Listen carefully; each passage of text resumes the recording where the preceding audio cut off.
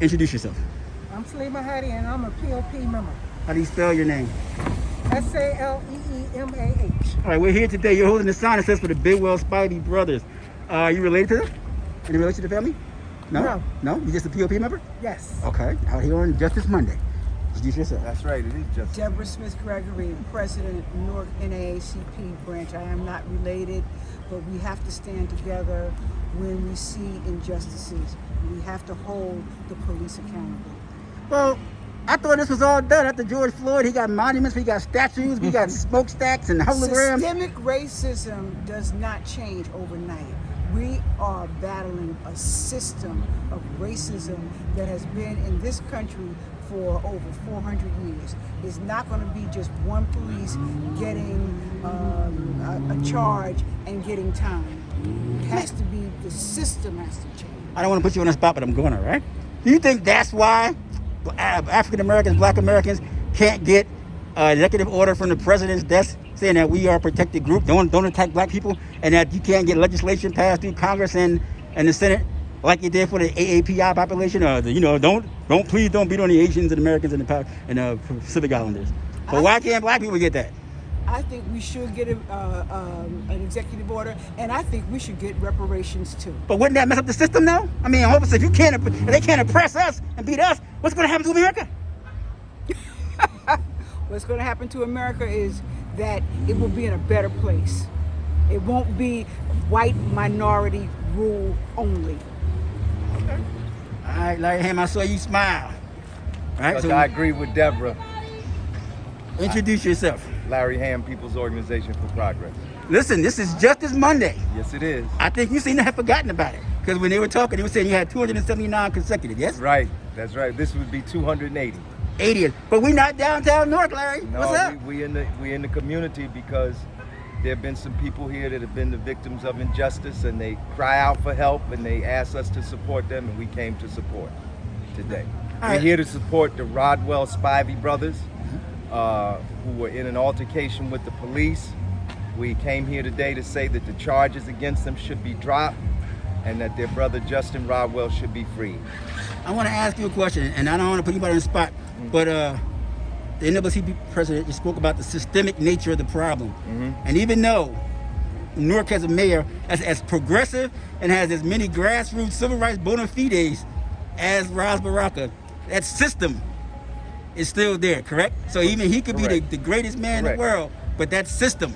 Correct. The system is still a racist system, it's still an unjust system, and it's a system that is wreaking havoc in black people's lives all over this country. So it's not so George Floyd didn't end it? I thought that was the end of it, Larry. I didn't say that. You never heard me say it was over. In fact, the George Floyd situation ain't even over. Right. Because Chauvin is going to appeal the guilty verdict, and he's going to trial for the death of another person, and he's going on another trial for civil rights violation. So he's facing 2 more trials and an appeal. So even with George Floyd, it's not over. And we talk about, they mentioned the systemic nature of the problem and the systemic way that policing is done in mostly minorities, especially black communities. And this is what we're talking about, right? It's not just one case, right? There's 3 or 4 more cases on this one cop, and that's just one of them. And then if you watch the video after it was over, the way he interacted with the other cops, it was like, yo, this is all regular business. That's right. Another day's work. Yeah. But the irony is that this month marks the 54th anniversary of the Newark Uprising. In 1967, black people would demand a police review board with subpoena powers. Here we are in the 21st century, in the 21st year of the 21st century. Nice. And black people still demanding a police review board with subpoena power. Larry, I was talking to someone, a veteran, a Caucasian person, somebody I like, because I know that in their heart they are for the people.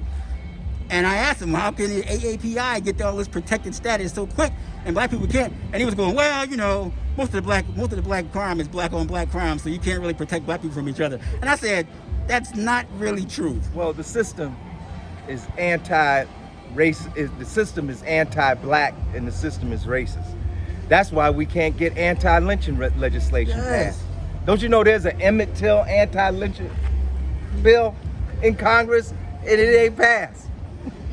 Right.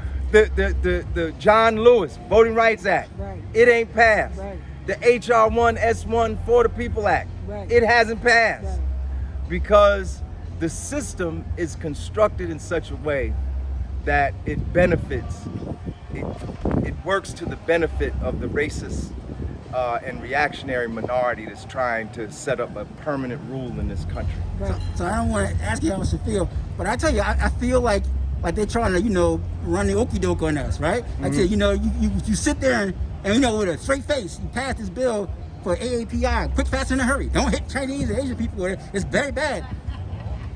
But like you said, in your lifetime, just for this one issue, it was 50 years, not to mention the 400 years. 54 years, just on the police review board. Yes, and you can't get any of that. And then they say, well, we're your friend, and Biden's going, if you don't vote for me, you ain't black. Come on, I mean, are they trapped in the system as well? Or should I feel some way about them personally? That's my real question. No, you should concentrate on the people who are oppressed and fighting for them. The rich and the powerful, regardless of their political parties and affiliations, you don't have to worry about them. They're not gonna miss any meals. It's the people in this community that we have to be concerned about. I grew up in this community. My prom date literally lived around the corner. Hold on, I'm gonna Cypress pan so we Street. can see what Larry was doing in prom back in the day. No need all of that. But this community is in worse shape today than it was when I came to pick her up for the prom in June of 1971. So, The struggle continues, and so must we. a luta continua. Yep. And listen, like I said, you forgot it was Justice Monday, but I didn't. Like I said, That you should. I've been waiting to come talk to you. 'Cause I forgot all about you. I've been getting steamed for a while, as you can tell, right, Larry? And so, like I said, you're here, and I kind of like that. And that's exactly why we came here. People said, let's take Justice Monday into the community. Yeah, That's exactly what people said. I like that. Like taking your show on the road. And it wasn't me that said it. Right. It was members that said it. They say, okay, let's take Justice Monday into the community. Right. And I think that was a good idea. Yep. Remember- And as I was standing there listening, I think we need to come into the community more. Yeah. Yeah. Right? Remember the old Ghostbusters movie? Who you gonna call? Who you gonna call, Larry? Right? They called P.O.P. P.O.P. Come and call Eclipse Media. All right. Thank Let's you. go.